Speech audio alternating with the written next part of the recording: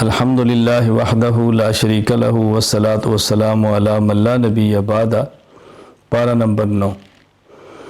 اللہ تعالیٰ نے اپنے بندوں کو سمجھایا ہے اور یہ فرمایا کہ ہم جب بھی کسی بستی پر عذاب نازل فرماتے ہیں تو ان کو مختلف احوال دیتے ہیں، خوشیاں بھی دیتے ہیں، تکالیف بھی دیتے ہیں۔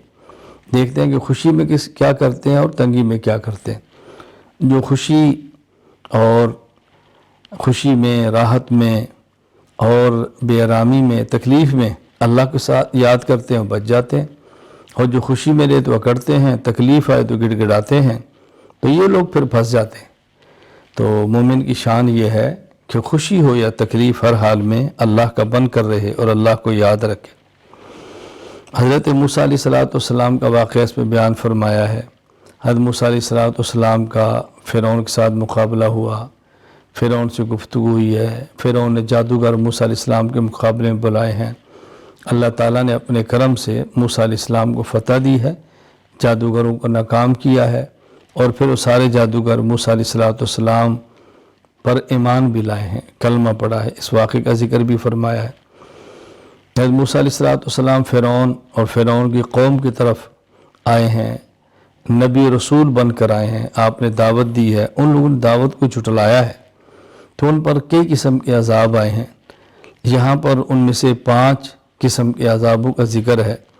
نمبر 1 طوفان، جیسے جھکڑ ہے، طوفان ان کے اوپر بھیجا ہے۔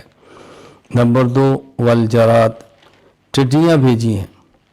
نمبر 3 والقمل، ان کے اوپر جوئیں، بالوں میں جوئیں، کپڑوں میں جوئیں، بستر میں جوئیں ہی جوئیں۔ والضفادع، مینڈک، کھانے میں مینڈک، پانی میں مینڈک، پینے کی چیزوں میں مینڈک۔ والدم، اور خون، کھانا کھاتے ہیں خون بنتا ہے، پانی پیتے ہیں خون بنتا ہے، خون۔ تو ایک عذاب آیا تو موسیٰ اللہ سے دعا کرو، اگر یہ ٹل جائے تو آپ کی بات مان لیں گے۔ موسیٰ علیہ السلام دعا فرماتے، عذاب ٹل جاتے، پھر سرکش۔ دوسرا عذاب آ گیا، موسیٰ علیہ السلام اللہ سے دعا کرو، یہ عذاب ٹل جائے تو آپ کی بات مان لیں گے، دعا کی، عذاب ٹل گیا، پھر سرکش۔ تو یہ لوگ سرکشی سے باز نہیں ہے، سرکشی ان کی بڑھتی ہی چلی گئی ہیں۔ یہاں 5 عذاب کا ذکر ہے۔ ایک اور بھی ہے، قحط سالی ان کے اوپر آئی ہے۔ ایک اور ہے کہ ان کے پھل اور میوے ایک اور مقام پہ کم کیے ہیں، اس کے اندر ان کو آزمایا گیا ہے۔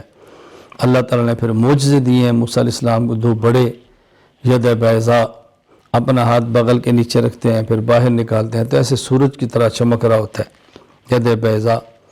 موسیٰ علیہ السلام کو لاٹھی عصا کا معجزہ دیا ہے، پتھر پہ مارا ہے تو چشمے نکلے ہیں، دریا پہ مارا ہے تو راستے دیے ہیں، لیکن انہوں نے نہیں دیکھا معجزات کو بھی، اس کی بھی پرواہ نہیں کی، اللہ کی طرف سے آنے والے عذاب کی پرواہ بھی نہیں کی۔ فی الحال بالآخر ایسا عذاب آیا کہ اس میں پوری قوم فرعون سمیت برباد ہو گئی۔ اللہ تعالیٰ ہمیں پیغمبر کی سچی دعوت کو ماننے کی اور قبول کرنے کی توفیق عطا فرمائے۔ پھر بنی اسرائیل کو جو موسیٰ علیہ السلام کی اپنی قوم سے فرعون سے نجات دی ہے، اللہ تعالیٰ نے ان کے اوپر تورات نازل فرمائی ہے، کتاب ان کو دی ہے۔ دیکھو فرعون کی غلامی سے نکالا، موسیٰ علیہ السلام جیسا جلیل القدر رسول اور نبی دیا، تورات جیسی عظمت والی کتاب دی ہے، اور یہ لوگ بھی باز نہیں آئے۔ پھر انہوں نے بھی کبھی وعدہ خلافی کرتے ہیں، کبھی احکام الہیہ کا مذاق اڑاتے ہیں، کبھی دین میں تعریفیں کرتے ہیں، کبھی ہیلے بہانے کرتے ہیں۔ ان کو حکم تھا کہ تم نے ہفتے کے دن مچھلی کا شکار نہیں کرنا، تو انہوں نے اس دریا کے بعد چھوٹی سی، جیسے ہمارے یہاں تالاب ہوتے، بنا لی، اور ہفتے کے دن مچھلیاں بہت آتی، تو وہاں سے راستہ نکالے کہ مچھلی وہاں سے نکل آتی، اور پھر اتوار کو پکڑ لیتے ہیں۔ تو ان لوگوں نے پھر یہ غلط کام کیا، ایک ناجائز ہیلا، ناجائز بہانہ اور ناجائز قسم کا راستہ اختیار کیا۔ آخر ان کے اوپر بھی اس وجہ سے عذاب آیا۔ پھر ایک شخص کا واقعہ بیان کی ہے، موسیٰ علیہ السلام کے دور میں تھا، بلم بن باورہ ان کا نام تھا، مستجاب الدعوات تھا، اللہ اس کی دعا قبول فرماتے۔ لوگوں نے اس سے کہا کہ موسیٰ علیہ السلام کے خلاف دعا قبول کرو، موسیٰ علیہ السلام کے خلاف دعا کرو، بد دعا کرو۔ تو مستجاب الدعوات تھا، تو اس نے ان کی پہلے بات نہیں مانی، تو ان لوگوں نے رقم دی، بھاری رشوت دی، اور اس نے بد دعا کی۔ اب پیغمبر کے خلاف کیا بد دعا قبول ہونی تھی، اپنا نقصان ہوا۔ تو اللہ فرماتے ہیں شخص کی مثال تو کتے کی طرح ہے، اوپر وزن ہو تم بھی ہانپتا ہے، نہ وزن ہو تم بھی ہانپتا ہے۔ یعنی اس کو وزن کے ہونے نہ ہونے سے فرق نہیں پڑتا۔ یہ بھی ایسا شخص ہے، علم ہو تب بھی فائدہ نہیں، علم نہ ہو تب بھی فائدہ نہیں، کیا اس کے علم نے اس کو فائدہ دیا؟ اللہ تعالی ہمیں محفوظ رکھے اس بیماری سے، اللہ تعالی ہماری حفاظت فرمائے۔ پھر اللہ تعالیٰ نے یہاں قرآن کریم کے بارے فرمایا کہ یہ عبرت ہے، بصیرت ہے، نصیحت کی کتاب ہے، اور آخر فرمایا وَإِذَا قُرِئَ الْقُرْآنُ فَاسْتَمِعُوا لَهُ وَأَنصِتُوا لَعَلَّكُمْ تُرْحَمُونَ۔ اس آیت کا تعلق نماز کے ساتھ ہے کہ جب جماعت کے ساتھ امام کے پیچھے نماز پڑھ رہے ہوں اور امام قرآن پڑھے تو مقتدی کو خاموش رہنا چاہیے۔ قرآن سورۃ فاتحہ سے لے کر والناس تک مکمل 114 صورتوں کا نام ہے۔ فرق کیا ہے؟ جب امام اونچی آواز سے پڑھے، آواز آ رہی ہو تو اس کا حکم یہ ہے فاستمعوا لہ، سنو، توجہ کرو، اور جب آواز نہ آ رہی ہو، سری نماز ہے ظہر اثر کی، اس کا حکم ہے وانصتوا، خاموش تم نے اب بھی رہنا ہے۔ تو یہ اللہ تعالیٰ نے امت کو بہت اہم مسئلہ بیان کر کے سمجھایا ہے کہ اس کا خیال کیا کرو، اس سے تمہارے اوپر رحم ہوگا، اللہ کی رحمت نازل ہوگی۔ سورۃ الانفال، انفال نفل کی جمع ہے، ویسے زائد چیز کو کہتے ہیں، مراد اس سے اموال غنیمت ہے جو میدان جنگ میں ملتے ہیں۔ تو اس صورت میں چونکہ مال غنیمت کا، انفال کا ذکر فرمایا ہے، اس لیے صورت کا نام ہی سورۃ الانفال ہے۔ تو یہ فرمایا کہ جب مجاہد اللہ کے راستے میں جہاد کرتا ہے اور کفر سے جنگ ہوتی ہے، اس کے نتیجے میں جو مال ملتا ہے مال غنیمت کہتے ہیں۔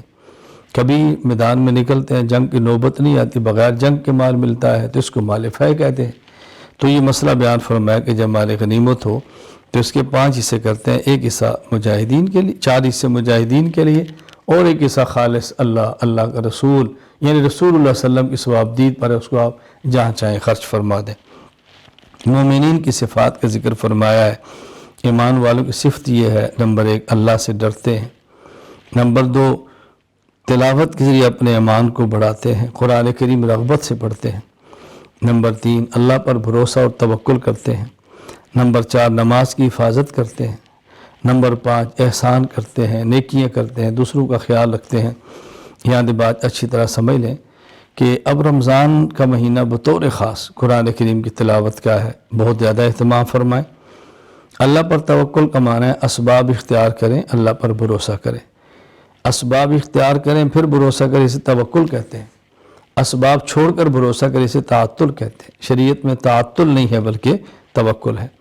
پھر صرف نماز پڑھتے نہیں، اس کی حفاظت کرتے ہیں، فرائض کا، واجبات کا، سنن کا، آداب کا خیال کرتے ہیں اور اہتمام کرتے ہیں نماز کا، اور احسان کرتے ہیں، بہت زیادہ نیکی کرتے ہیں، دل سے کرتے ہیں، اخلاص کے ساتھ کرتے ہیں۔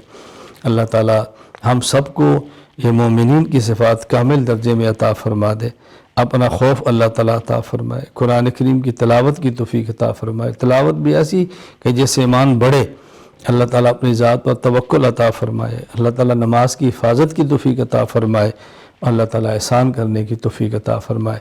وآخر دعوانا ان الحمد للہ رب العالمین۔